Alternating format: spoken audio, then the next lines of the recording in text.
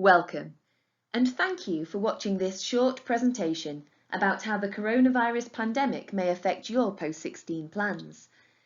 Just to let you know who we are, the Derbyshire Education Business Partnership offers you free, impartial careers advice and guidance to help you think clearly about your next career step.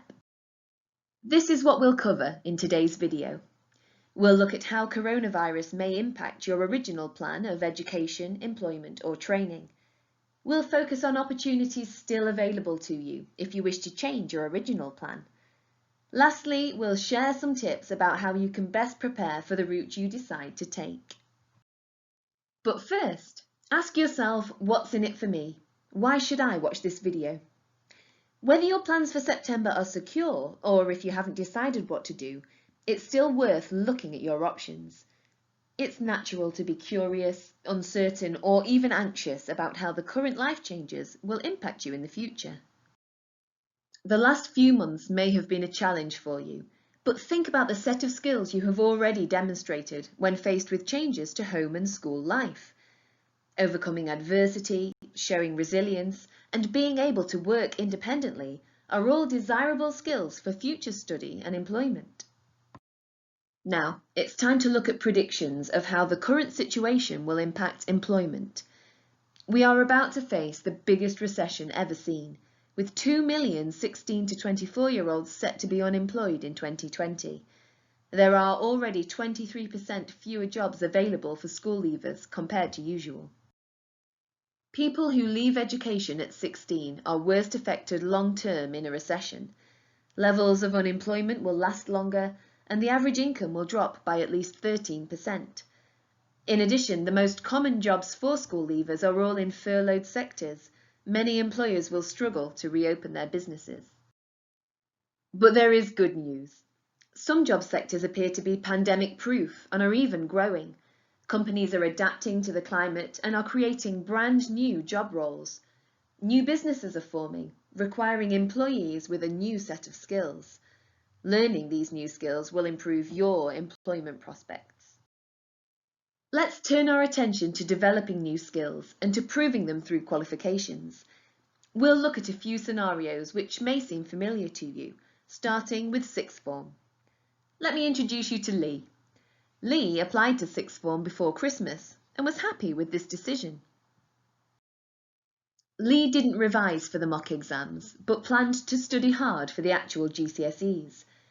Achieving the grades to get into sixth form is now a worry for Lee. Also, Lee now doesn't know if sixth form might change in September.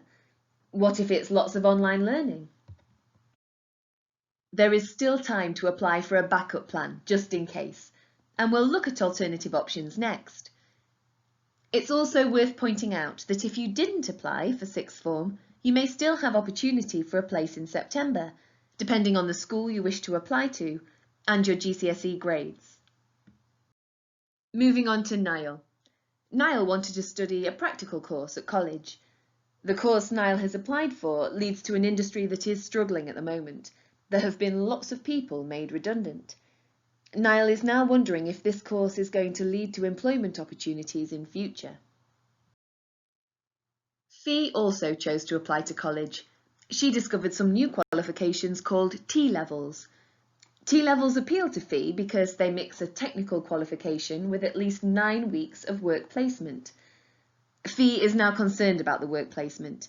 What if she can't get the experience she needs to complete the course? Switching our focus to apprenticeships, Ali had secured her apprenticeship after a successful work experience placement. However, during the current restrictions, the company has furloughed all staff and may have to make redundancies. Ali is worried that the apprenticeship may fall through, but is afraid to ring the company in case she gets bad news. Also interested in an apprenticeship or a traineeship, Sonny has just started his search for work. So far, there have only been a handful of apprenticeships appear online, and none of the job roles interest him. Sonny is hopeful that this will change, but he did hear on the news that 80% of apprenticeships that were due to start in April didn't actually happen. Almost 50% of apprenticeships and traineeships are in the fields of construction, manufacturing and engineering, leisure and travel, and retail and hospitality. All of these sectors were paused over the last 2 months, and some have not yet returned. Competition for jobs will be high when opportunities appear. So, let's think about you. You may be thinking about alternative options to what you had planned. You may be struggling to think of an acceptable plan B. You may not even have had a plan A in the first place.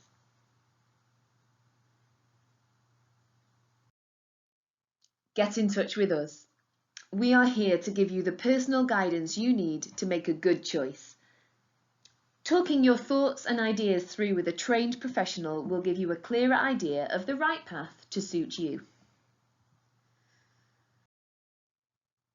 You may be looking at potential barriers in front of you, wondering how you can overcome them.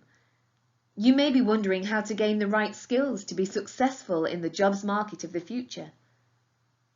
You may not know what your existing strengths and skills are. Get in touch with us by following this link. We offer online one-to-one appointments at a time convenient to you. We can talk through any concerns, discuss upskilling for the future, and help you to recognise your strengths.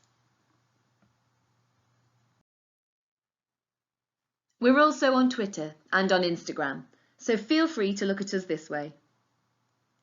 Thank you for watching, and good luck with your decision.